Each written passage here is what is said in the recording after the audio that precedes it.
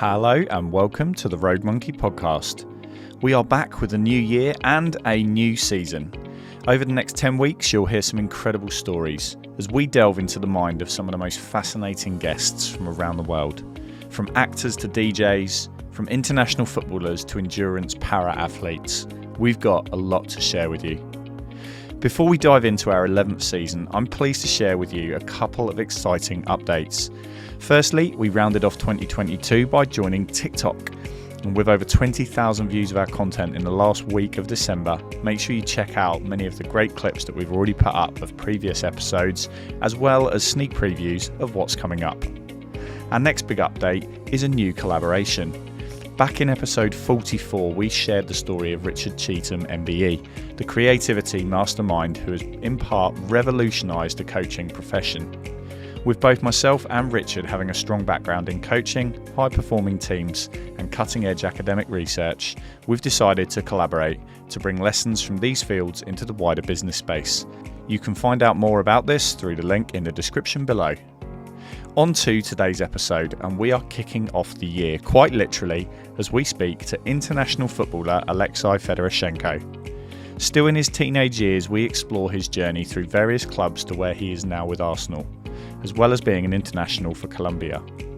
The insights he shares are fascinating, and it's curious to hear from someone who appears wise well beyond his years, especially given the balancing act required between sport and his academics at a young age. With that in mind, we're going to get going. I hope you enjoy it as we kick off season 11 and episode 81 of the Road Monkey podcast, featuring footballer Alexei Fedorushchenko. Hello and welcome to the podcast, Alexei. How are you? I'm very well, thank you. How about yourself? Yeah, very good. Very grateful for you sharing some time with us. I know you're a very busy young man. So do you want to give our listeners and viewers just a bit of an introduction as to who you are and a little bit about you? Yeah, so I'm Alexei Rojas Fedorushchenko. I'm 16 years old and I'm a goalkeeper and I play for Arsenal under 18 and for Columbian under 20. I've been a goalkeeper for now more than 10 years since the age of 4. So I love goalkeeping and my aim is to become the best goalkeeper in the world. Well, one of my questions later on was what's your long-term ambition? So we've already ticked that one off. Where did this all begin for you? Because, there's 1,001 areas we could dive into there, but what's your earliest memory of kind of football and the sporting space? Yeah, so my earliest memory is playing with my dad, playing with my brother in a local park next to my house, just kicking the ball about, enjoying playing football, really. So I can remember from the age of 2, the age of 3, always kicking a ball about. I really enjoyed it. At that time, I didn't know that I wanted to be a footballer, let alone a goalkeeper. So it started off very young and it was just a case of enjoyment. And then the more I played, the more I realized that this was something I wanted to maybe push on a little bit more with. So I joined my first team. At this point, still out of enjoyment, joined my first team. And at the start, you all rotate positions. Every player knows where they like playing, where they play best. And I found myself in goal always. I felt really comfortable playing in goal. And most importantly, I played my best football when I was in goal. So ever since the age of 4, when I joined my first team, I've always stayed as a goalkeeper. I've always been a goalkeeper and I love the position. I know some people say they have to be crazy to be a goalkeeper. I wouldn't agree with the fact that you have to be crazy, but I do think you have to be different to be a goalkeeper. You can't just be like an outfield player. You have to think differently. You have to be a different person. And since then, I've played for many different teams locally in my area, Boreham Woods and Albans. I live in Hertfordshire, so teams in and around here. And throughout that time, I've had the opportunity to trial at different Premier League clubs, such as Watford, Crystal Palace. I didn't get signed there, but they were all good experiences that helped me up until the point where I went on trial at Arsenal when I was 13. And after 5 weeks on trial, they signed me there. And then that's where my journey really started as a goalkeeper in academy football. I've listened to a number of interviews with both Peter and Kasper Schmeichel over the years. And when I was growing up, that was one of the standout goalkeepers, Peter, per se, that I remember. And when you were kind of first finding your feet in that position, were there particular people that you looked up to? Petr definitely, because he was the first goalkeeper I saw, and I've always looked up to him since I first started. Since I first watched football, he's always been my favorite goalkeeper, and he will continue being my favorite goalkeeper for a long time. And I've been very fortunate to have the opportunity to speak with him a couple of times when I was younger, when he was at Chelsea, and also when he was at Arsenal. And I've got a signed shirt from him, which he gave to me once I signed at Arsenal, and it's a very nice touch from him. Signed pair of gloves as well. So I hope that maybe in the future, when I reach his level, I'll be able to speak with him again, and he'll be able to see how far I've come. So he's been a big inspiration for me. And let's talk about, I guess, the support side of things, because being so young, obviously still of school age, how did you navigate all of the balance of being a teenager, if you like, with the school and the friendships and all the other things that come with being a teenager and going into this world of professional sport?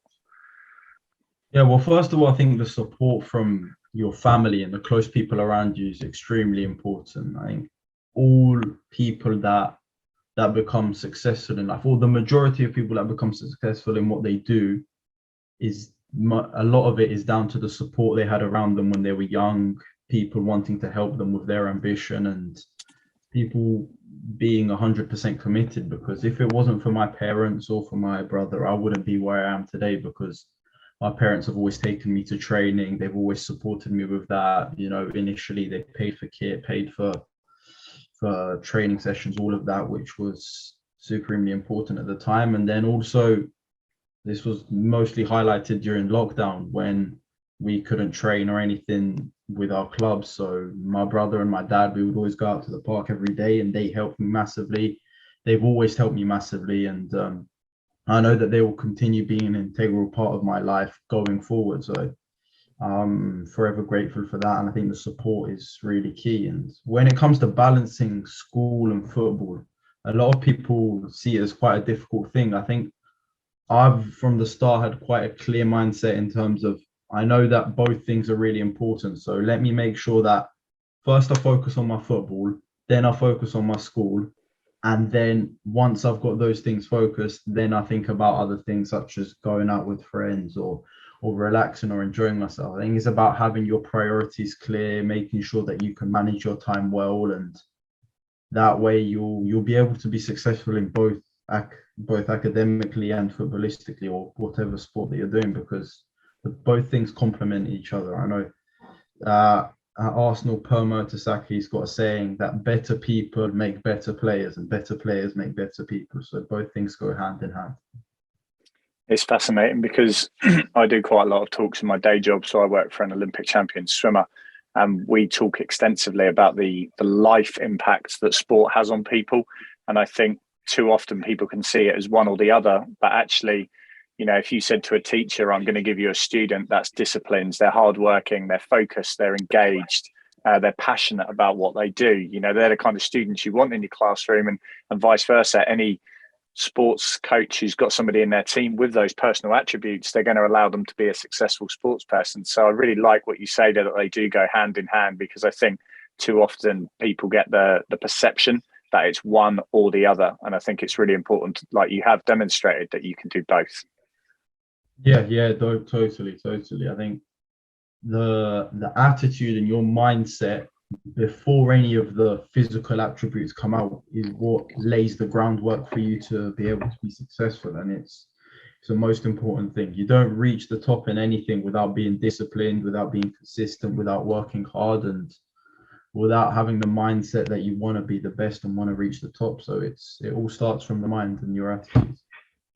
It's interesting as well, you mentioned about the family support, because it was actually your brother that reached out for us to sort out this interview. And I believe he's an aspiring referee, or is involved in the refereeing side of things, and having a Premier League referee talk to us, and then actually him engaging with that and saying, hey, like, you know, you need to speak to my brother. He's kind of on this journey. And when you talk to Dan, and he reflects back to the opportunities he had when he was younger, like, it's not just you on this journey. Like you said, I think it's your family coming with you, who all seem to have a real passionate interest in what you're doing.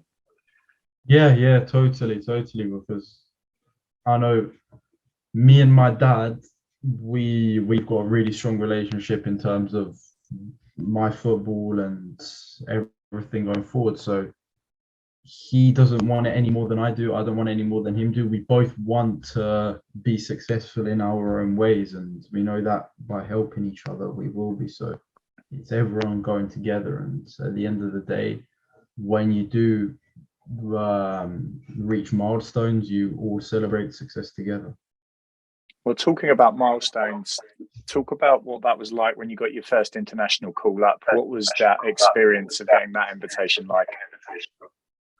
Yeah, well, it's an incredible experience to be recognized by your country, especially because that's the pinnacle of football. A footballer's dream is always to represent their country, especially if they're able to represent at a major tournament like a World Cup. And as a young player, knowing that you're getting called up by your country knows you know that the hard work that you've put in has worked up until that point, and it's paying off, and you just need to keep working more. I think the biggest thing, it gives you more motivation to keep striving for bigger and better things. And when you're there, you have to maximize all the opportunities that you have, because you're playing with the best players from your country, the best players from around the world, because they don't always play in the country of in this case Colombia. And all the players for the Colombian team play in Colombia. Some play in Spain, some play in the US, some play in other parts of Latin America. And you have to maximize the opportunity and always be grateful. It's an incredible feeling putting on the shirt. So you have to be proud of what you've achieved, but know that there's still a long way to go.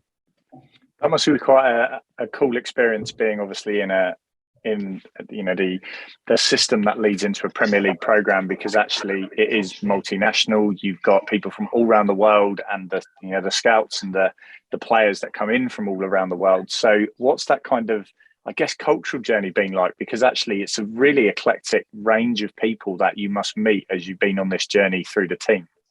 Yeah, it's really interesting because you get not only players but also coaches from all different countries, all different backgrounds. I know our team has a lot of different nationalities at Arsenal. I know we've got some players with heritage from Europe, some from Africa, some from North and South America, some are English. So it's a really good mix of players. And I think obviously all of us the majority of us have grown up here in England. So we understand the English culture, but everyone has their own culture from their homes, and being able to mix with different cultures, I think, helps you bond as a team. You have a stronger connection. It also opens your eyes to the rest of the world. And when it comes to the coaches that come from different countries, they would have worked with different players, different styles of football, and you can learn the best from each country. I always think of it this way, because I don't know if you know, but I've got 3 nationalities, so English, Russian, and Colombian. So my mom's Russian, my dad's Colombian. So I can take the best from all of the 3 cultures and use it to my advantage. I think that's a really good tool to have. And I think the more exposure you get to different cultures, the more you open up to the world and see that the world is bigger, and you can really achieve big things. I think that's one thing that's really good. Yeah, for sure. And I've seen that at major sporting events, certainly in Olympic sport, where actually you get those cultures and coaches and players and teams coming together, and it's a really vibrant place to be in. What's kind of, I guess, some of the standout experiences from, I know you're relatively early in your professional journey, but what's the actual standout experiences that, if you had to pick maybe 3 things along the way so far that stick out for you, what have those been? So I think being at a tournament with Colombia, where I was in the last couple of weeks, we were in France. I think that's definitely been a standout experience. There's a lot to learn from there. I think when we went, this was when I was 14, I went to Valencia with Arsenal to play a tournament there against quite a few Spanish teams. I played against Real Madrid, so that was a really, really good experience playing against them. And another standout experience has been training with the first team. In October, I got the opportunity to train with the first team, and it was an incredible experience. Only at the age of 16 to be able to train with players that are much older than me is incredible, because you can learn from them, and you can see what the level is like, so you've got a benchmark of what to aspire to. Yeah, definitely. And I think that's just talking about that. And I guess, we've picked out some highs there, if you like, and some awesome experiences. But I think it's really important for youngsters out there and people trying to forge their way to greatness in sport or any other career to hear the harder bits. So what have been the challenges? What's been the hurdles that you've had to overcome to get to where you are now? Yeah, so initially, I would say this was mostly around the age of 11 or 12. I went on trials, like I mentioned earlier, with a few clubs here around London, Crystal Palace, Watford, Chelsea, and I never got signed there. So it was difficult to take initially, because you think that you're good enough, you know that you're good enough to get signed, but you're not getting signed like club after club. So you have to be able to pick yourself back up and just keep working every day, consistently working, knowing that what you're doing is the right thing, to then be able to push on, because when the next opportunity comes, you have to be ready for it. There's a great saying that luck is when preparation meets opportunity. You create your own luck. So it's all about a case of being prepared and being able to pick yourself up. I think you can always learn from those experiences. It's never a loss getting rejected somewhere, because you'll always be able to learn something from it, which will then be able to make you better going forward. I think that some of the things you're saying sound like they're coming from somebody who's 30 and perhaps been in the Premier League team for maybe 10 years. And I think you've got a very wise head on you to recognize so many of those, I guess, realities that come with being a professional sports person and trying to get to where they aspire to be. And actually that it isn't plain sailing and it's not all easy, but actually having that resilience, having that mindset of there's always opportunities to learn and keeping humble and all those sorts of things. I think they're the hallmarks that lead on to somebody who's going to go on and do great things. And I guess, like, looking forwards from where you are now, what do you think, other than some of the things we've touched on already, are the big traits or behaviors that you have or you're developing that are going to help you get to becoming the greatest goalkeeper in the world? Yeah, that's a really good question.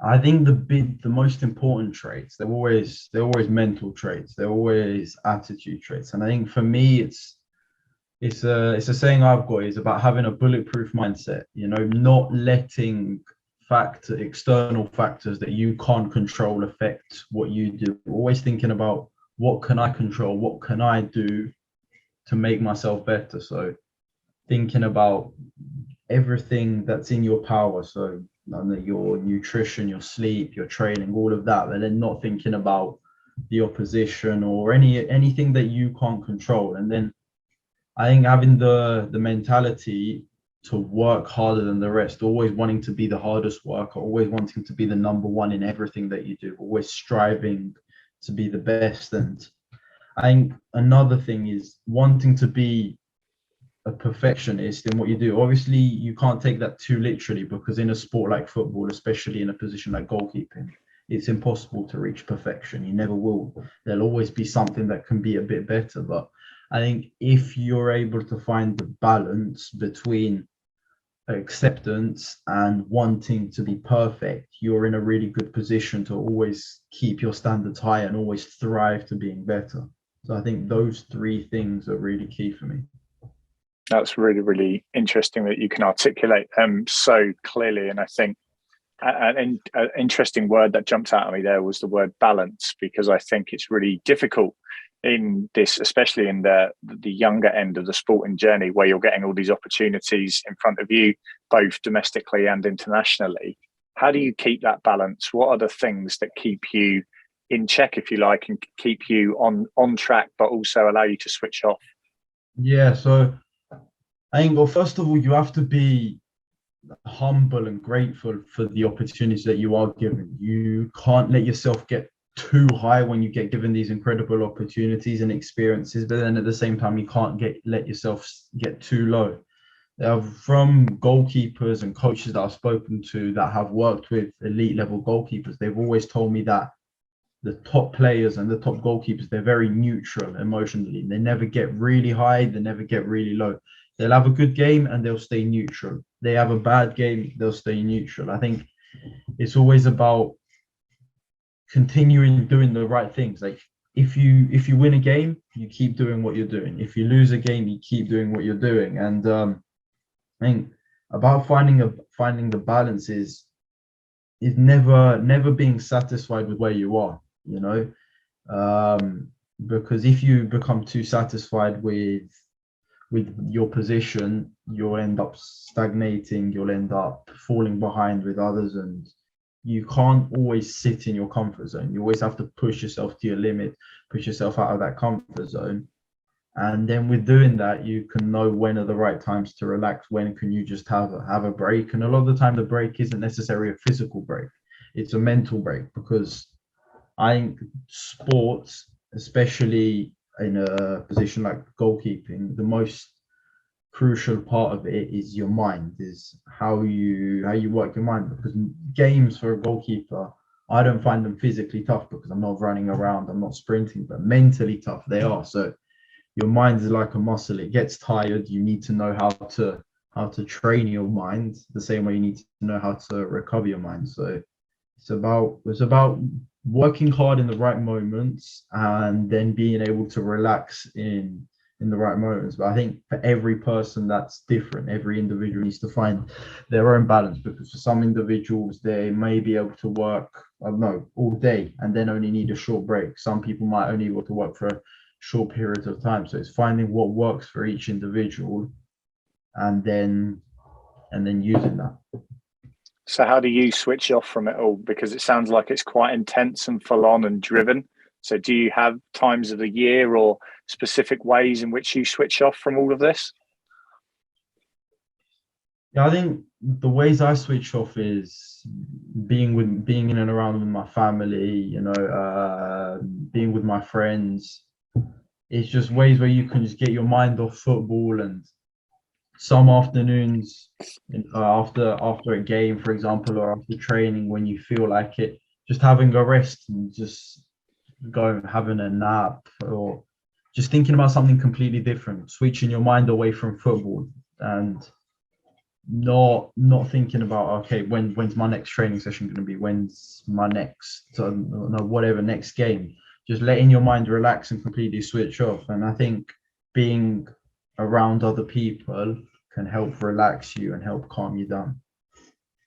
That's a really, really good point. And I think, I mean, one of the things that you obviously mentioned at the start around that aspirational and that goal to work towards, that is obviously a long-term goal in the sense of it's quite a journey to get to that point. So what are the things that you have in your mind you're going to do that are going to help you sustain your journey for the next 5, 10, 15 years? So when you're in your, late 20s, early 30s, you're still playing at a world-class level and getting to your, I guess, ambition that you're working towards.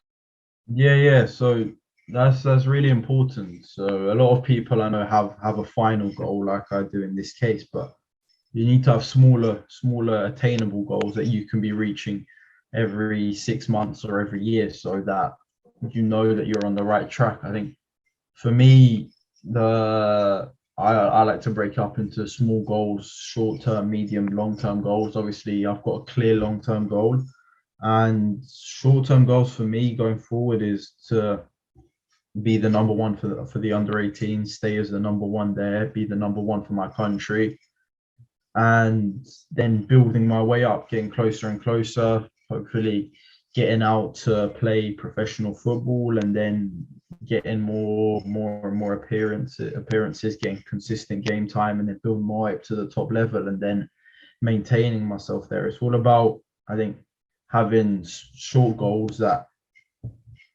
you'll be able to reach, and then also knowing how you're going to reach them, because there's no good having goals if you don't know how you're going to reach them. So you need to be clear in what you're going to do and how you're going to do it. That's fantastic. And I guess one of the questions to kind of pull it all together is, there's as a sport, there's a huge pyramid effect where you have a massive amount of youngsters under the age of maybe 13 that aspire to get where perhaps you are now. And like you said, it's not an easy journey to get there. So what would your message be for all of the real young footballers and their parents that are just trying to figure it out and get to where you are now?